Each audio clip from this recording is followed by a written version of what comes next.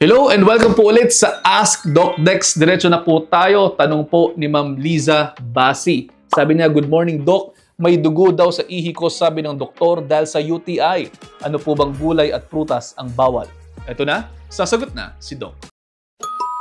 Para sagutin po ang katanungang ito, alamin muna po natin ano nga ba ang UTI. Ang UTI ay urinary tract infection. Ibig sabihin mayroong impeksyon mula sa daluyan ng ihi ng tao. Pwedeng dun sa labasan ng ihi, sa pantog, sa dinadaanan ng ihi o yung tinatawag na ureter at pwede rin sa bato mismo. Anywhere sa urinary tract pwedeng magkaroon ng impeksyon at yan ay yung tinatawag natin na UTI or urinary tract infection.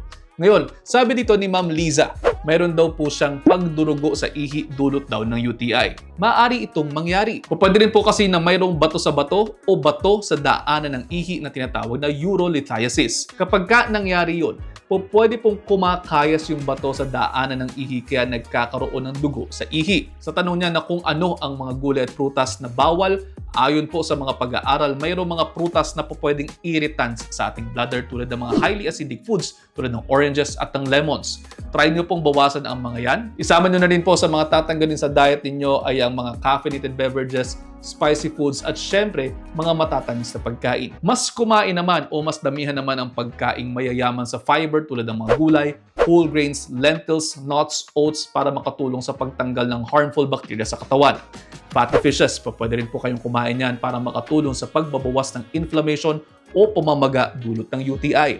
At syempre, uminom ng mas maraming tubig kaysa naman sa mga caffeinated drinks ang inyong pinag-iinom sa bawat araw.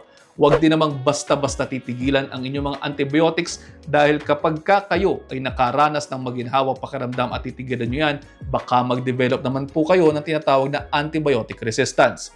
Ayaw natin yan mga kapatid dahil baka maging mahirap ang treatment sa inyo sa mga susunod na panahon na kayo ay magkakaroon ng impeksyon. Tapusin po ninyo ang course ng antibiotics na inirekomenda sa inyo ng inyong mga doktor dahil yan ay napatunayan na sa mga pag-aaral na pwedeng makatulong sa inyo at sa mga nararamdaman ninyo.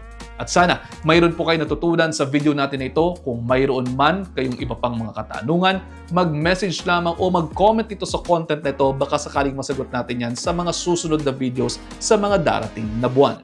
At kung meron man kayong natutunan, mangyari lamang pong pakishare ng video na ito sa inyong mga kaibigan. Baka sakaling mas marami pa tayong matulungan. Mag-follow ka na rin sa page natin, baka iyong nakalilimutan. See you next episode. Ingat!